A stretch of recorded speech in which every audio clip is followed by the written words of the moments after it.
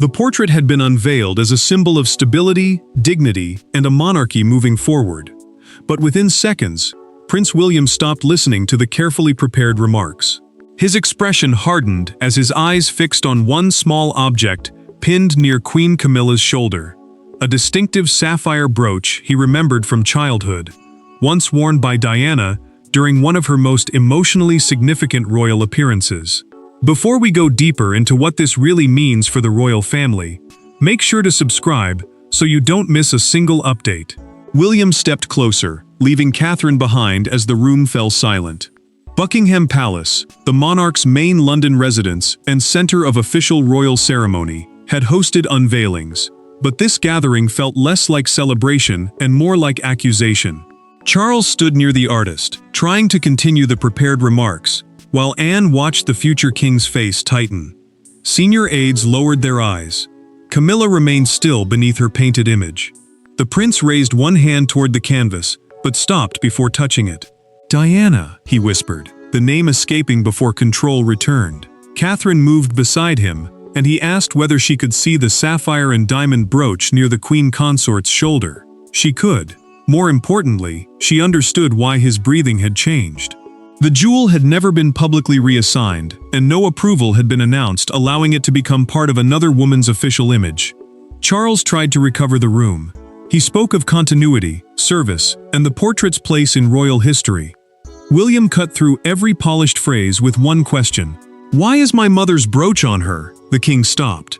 Camilla looked toward him before answering, and that glance exposed more than any confession. She said the jewel had been chosen because it represented continuity, but her voice lacked certainty. The explanation did not calm the prince. It deepened the wound. Anne moved forward and confirmed what she recognized. Diana's personal jewel inventory, a formal record listing her meaningful pieces and the conditions attached to them, contained restrictions on how emotionally significant items could be reused in official royal imagery. The princess said this through a documented palace account prepared after the unveiling, making clear that the warning was recorded testimony. Charles looked shaken. Camilla looked cornered. William looked betrayed. Then the future king noticed the final detail. The brooch had not been painted in later. The artist admitted, in a recorded conversation with the family, that Camilla had worn it during the original sitting. William ordered the room cleared. But William's shock was not simply about a jewel. It was about the three people standing before him, and the history none of them had ever truly escaped. To the palace, the brooch was an object of sapphire, diamonds, and inherited history. To William, it was something far more dangerous. It carried the memory of Diana's voice, her private pain, and the years when he watched his mother struggle beneath the weight of royal expectation. For Camilla, however, the jewel represented legitimacy, and perhaps the final symbolic barrier between being accepted and being forgiven. William had never regarded his mother's belongings as ordinary royal property. A necklace, a handwritten card, even a pair of earrings could return him to moments the institution preferred to flatten into history. Diana's jewels were not simply valuable pieces held by the crown. They were extensions of memory, carrying the warmth of private conversations and the pain of a life lived under constant judgment. That was why the brooch cut so deeply. It did not feel borrowed. It felt taken. Camilla understood that pain, yet she carried a wound of her own. As queen, she had spent years trying to build a settled public legacy through ceremonies, portraits, and symbols that confirmed her position was permanent. She wanted history to stop treating her as a temporary figure standing beside another woman's absence. William's reaction shattered that hope. In one instant, her official portrait had become another comparison with Diana, and the triumph she expected turned into humiliation. The prince remembered a childhood reception when Diana had worn the same brooch. He had asked whether someone else might wear it one day. She smiled, touched the jewel, and told him that some things carried memories, too heavy to lend. The words returned now with brutal force. Catherine drew William aside and revealed something worse. The brooch had not appeared in the early approval sketches. Those sketches were preliminary versions examined before a royal portrait received final permission. Its sudden appearance meant someone had introduced the jewel after the composition had already been approved. Charles finally spoke. He admitted that he knew a historic jewel would be included, but insisted he had never been told it was so closely linked to Diana. Camilla looked at him, waiting for more. None came. Anne broke the silence by ordering the Royal Collection Registrar, the official responsible for recording and safeguarding royal objects, to bring the restricted inventory. She warned that an earlier palace decision might explain how the brooch had reached Camilla at all. After the others left, Camilla remained beneath the portrait, while Charles stood near the door. "Are you going to defend me?" she asked. His silence was more painful than an accusation.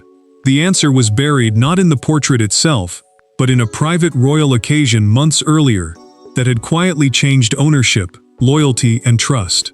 Months before the portrait was unveiled, a private dinner at Clarence House had ended with an exchange so quiet that almost no one understood its importance.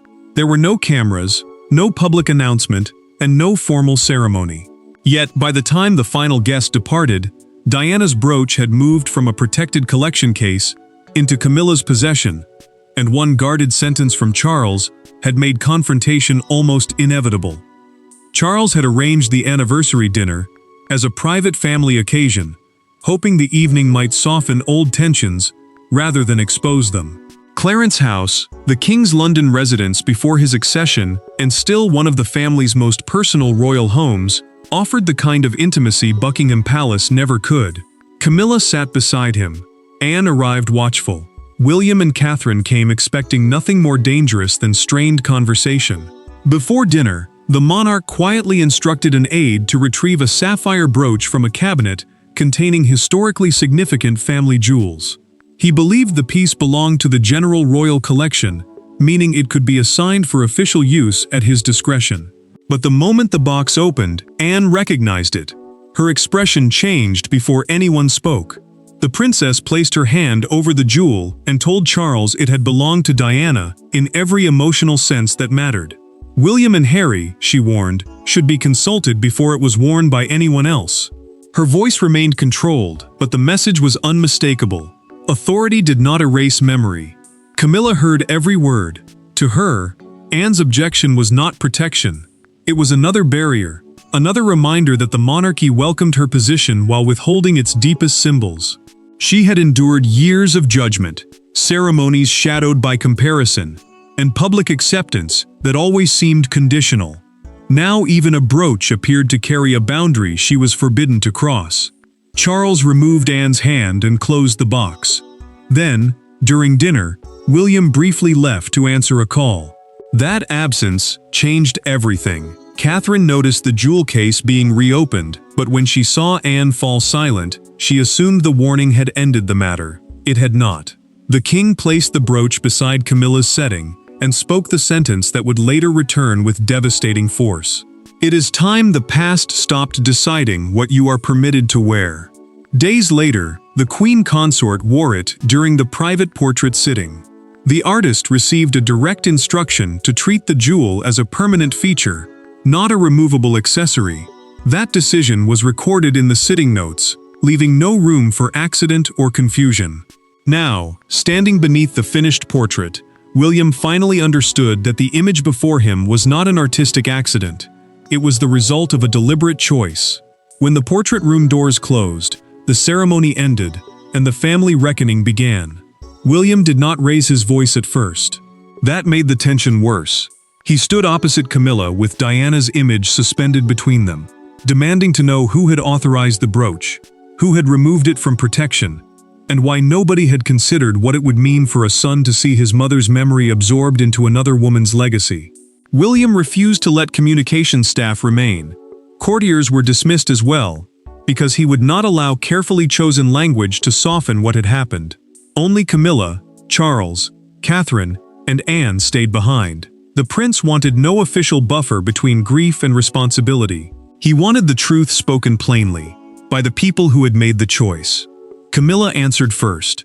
She confirmed that Charles had given her the brooch at Clarence House, and admitted that she selected it for the portrait herself.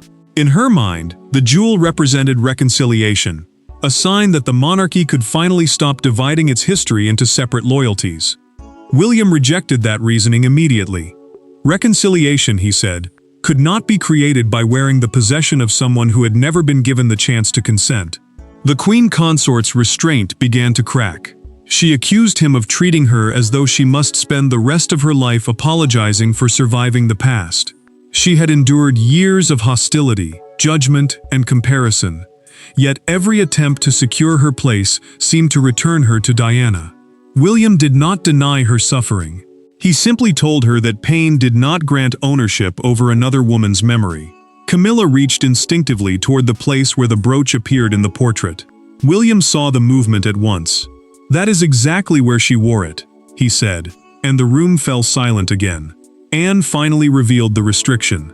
The brooch had been listed under a protected family arrangement, a private safeguard requiring Diana's sons to be consulted before any ceremonial reassignment.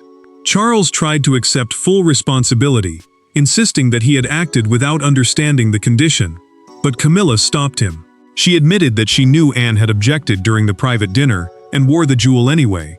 That confession changed everything. William demanded that the portrait be removed from public display until the brooch's status could be formally reviewed. Charles now faced the choice he had tried to avoid: protect his wife's dignity or preserve his son's trust. Yet even William could not simply order the portrait erased, because the power to decide its fate belonged to a tightly controlled circle with its own rules and loyalties. By sunset, the family dispute had become a question of royal authority. The portrait belonged to the official collection. The brooch was stored among historic jewels. Charles had given permission. Camilla had worn it. But beneath those apparent facts lay a restriction almost everyone had overlooked. One designed not to preserve monetary value, but to protect Diana's personal legacy from being rewritten without her sons. Anne convened the private review before anyone could reshape the story. She brought together the Royal Collection Registrar, the King's private secretary, William, Catherine, Charles, and Camilla, then ordered the doors closed. The Royal Collection Registrar, the official responsible for recording, safeguarding, and tracing objects held by the monarchy, placed the inventory on the table and began separating ownership from authority.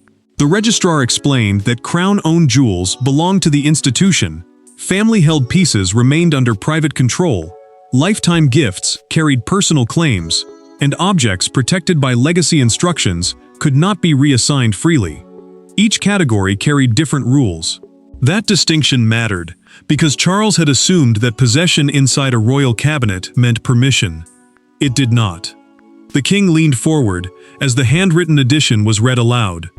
Jewels strongly identified with Diana, it stated, must not be used in any way that merged or confused her public legacy with another royal role. Charles read the sentence twice. Then he removed his glasses and placed them on the table without speaking. William watched his father understand that this could no longer be dismissed as wounded emotion or family sensitivity. Camilla sat apart, hearing the brooch described as evidence rather than reconciliation. She had believed the jewel might prove that the monarchy had finally accepted her without conditions. Instead, every word turned it into a symbol of overreach. Her silence hardened, not because she felt innocent, but because humiliation was becoming anger. Catherine noticed the final irregularity. The withdrawal record carried an authorization code from Charles's household, yet the space for the second required signature was empty. Neither William nor Harry had approved the jewel's release. The omission transformed a private mistake into a breach of the arrangement protecting Diana's memory. Anne closed the inventory and delivered the conclusion. The portrait could not remain officially displayed in its current form. Camilla refused to approve its removal until she confronted Charles privately and demanded to know why his promise of acceptance had left her exposed. The decision had now been made in principle, but its first consequence would fall not on the king nor on William, but on Camilla herself. Before dawn, the palace took action.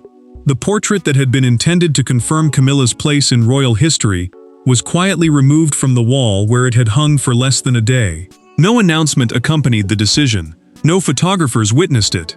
But Camilla did, and as the frame was lifted away, she watched an image designed to secure her legacy become the clearest symbol yet of how fragile that legacy remained.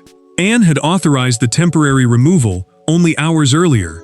Her written order stated that the painting would remain out of public display until the brooch was altered or the entire commission was formally withdrawn. A commission, in royal terms, was an officially approved work created to represent the monarchy. This one had been meant to strengthen Camilla's place within that institution. Now it carried the opposite meaning.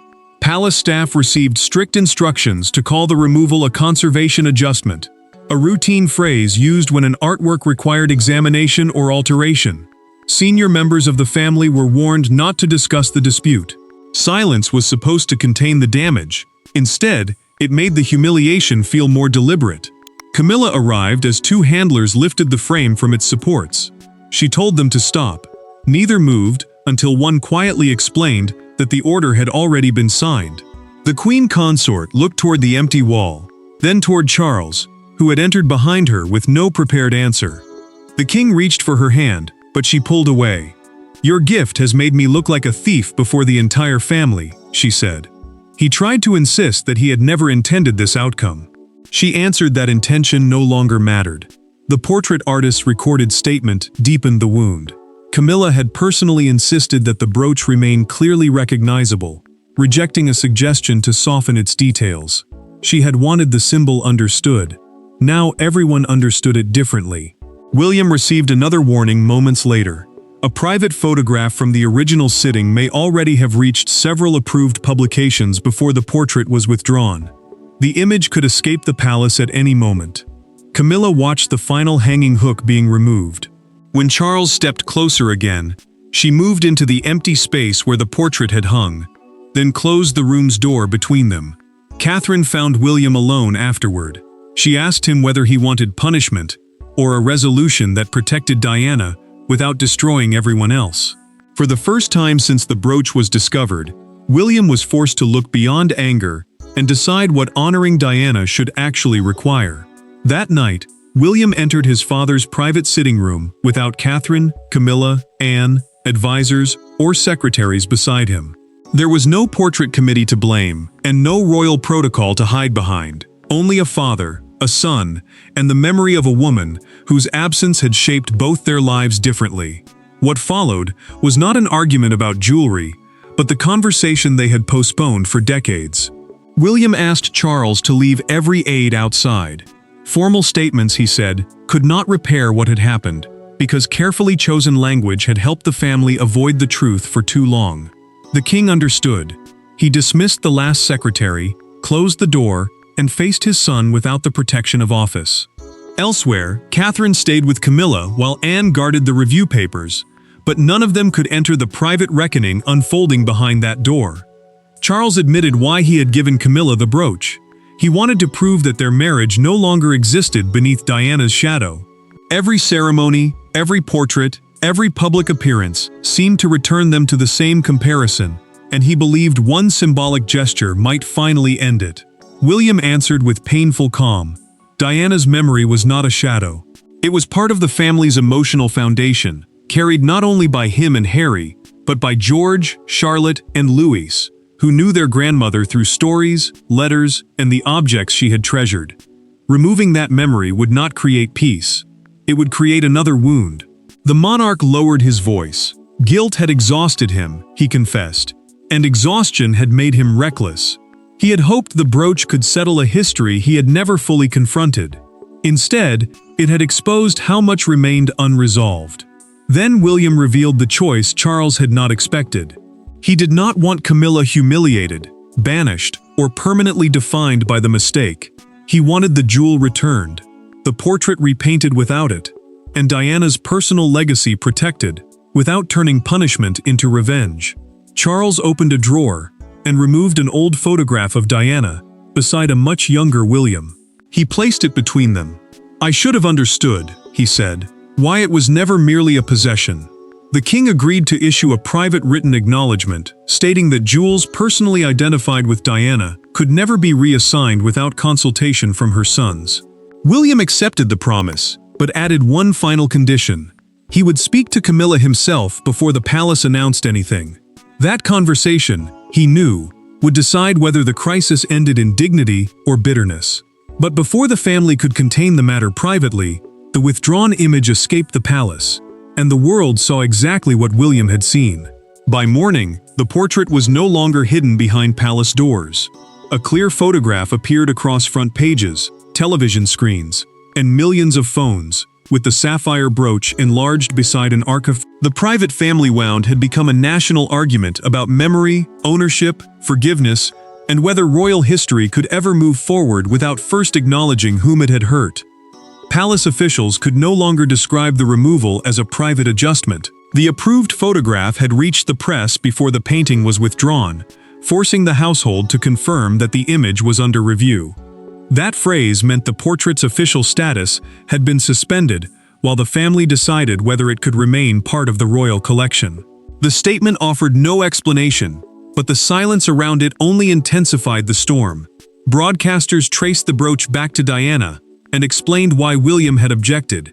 What began as a dispute over jewelry became something far more dangerous: a national debate about who controlled royal memory.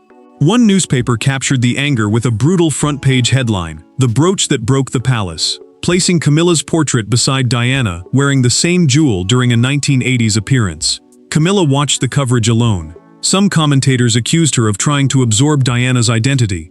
Others argued that Charles had placed his wife in an impossible position by offering her a symbol he had no emotional right to give. The Queen Consort heard both judgments, yet neither spared her. Acceptance had been the goal. Public humiliation had become the result. William felt the mood shift as well. He had wanted his mother's memory protected, but the cruelty directed at Camilla unsettled him. He understood that grief could demand justice without becoming revenge. Diana's legacy, he realized, would not be honored by allowing another woman to be publicly destroyed. Outside Kensington Palace, a crowd gathered near Diana's memorial gate. One woman tied a single sapphire blue ribbon to the railings.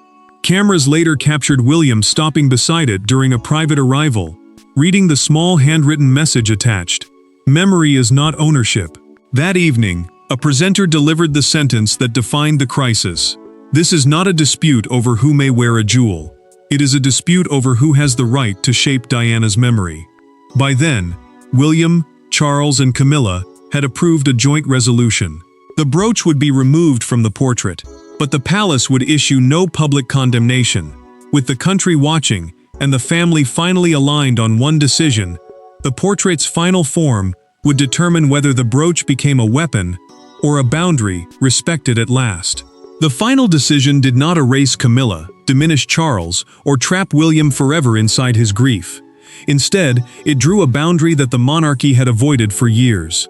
Diana's brooch was removed from the portrait and returned to the protected family collection under the joint stewardship of her sons. The painting survived, but its meaning changed. From an attempted merger of two legacies into a hard-earned recognition that some histories must remain distinct. William met Camilla privately.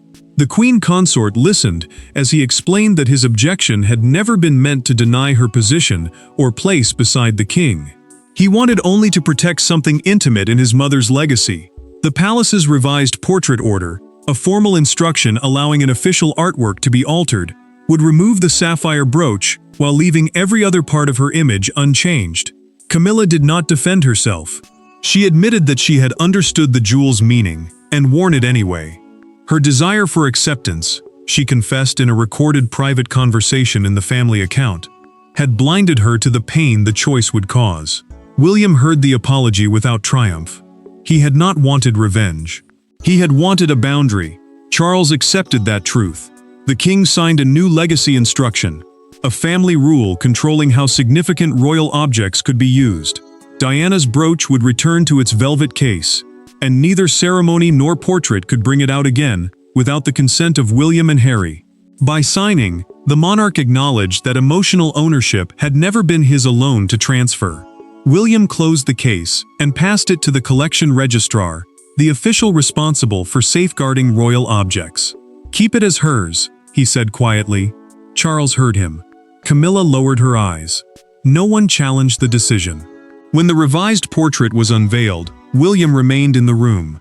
He studied the place where the brooch had appeared, then gave Camilla a restrained nod. It was not approval of what she had done. It was acceptance of the correction. The portrait remained part of royal history, but the jewel did not. William's intervention proved that remembrance could not be absorbed, repainted, or transferred for convenience. Camilla kept her place beside Charles, while Diana's most personal symbols remained separate and secure forever. The crisis ended without humiliation or revenge, teaching the monarchy that reconciliation must never become erasure. And when the revised portrait returned to the palace wall, it no longer represented a stolen legacy. It represented the moment the royal family finally learned how to respect two histories without forcing either one to disappear. Thanks for watching. Please don't forget to like and subscribe, and we will see you in next one.